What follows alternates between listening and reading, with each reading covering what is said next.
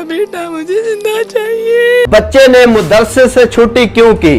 कारी साहब ने मार मार कर बच्चे को खत्म कर दिया। जब बच्चे को गुस्ल दिया जा रहा था तो देखा उसका पूरा जिस्म नीला पड़ गया था। के पीछे उसके नील के निशान, नील जैसे उस पर नीली स्याही डाल दी हो, जैसे उस पर नील डाल दिया गया हो। उसको इतना मारा कि जिस्म पूरे का पूरा नीला पड़ गया था।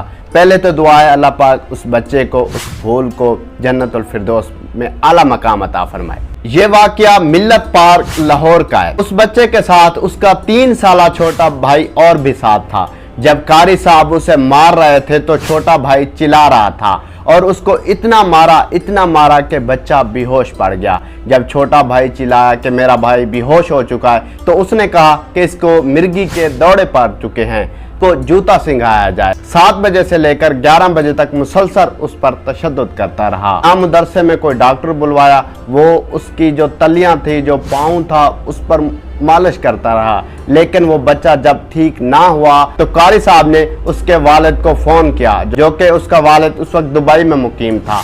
उसने कॉल की कि आपके बच्चे को मैंने हल्की सी 2 छड़ियाँ मारी हैं, जिसके बाद वो बेहोश हो गया है, वो ठीक नहीं हो रहा, बस जल्दी ठीक हो जाएगा। जब असर का टाइम हुआ तो दोबारा से वालिद साहब ने उनको कॉल की और कहा कि मेरे बच्चे की अब तबीयत कैसी है? तो उसने कहा अभी तो ठीक नहीं हुआ, जल्द ठीक हो जाएगा। तो वो एकदम से शदीद गुस्से में आया और उसने कहा कि कैसे इंसान हो, अभी तक मेरा बेटा ठीक नहीं है। तो कारी साहब ने कहा अभी असर का टाइम है, लोग आ रहे हैं जा रहे हैं, तो बात ऐसे फैल जाएगी, नमाज के बाद मैं बच्चे को हॉस्पिटल भिजवाता हूँ। कारी साहब के 2 अफराद गंगाराम हॉस्पिटल में लेके पहुंचे तो उस वक्त वालिद साहब ने घर में भी कॉल कर दी थी कि आप जाओ और बच्चे को हॉस्पिटल लेके जाओ। 15 पे कॉल हुई। माँ जब हॉस्पिटल पहुंची तो उन्होंने कहा है कि इसके जो बचने के चांसेस हैं वो 2 या 3% हैं। बच्चा हॉस्पिटल में दम तोड़ गया। जब एक्सरे करवाया तो बच्चे की जो 3 पसलियां थीं वो भी टूट चुकी थी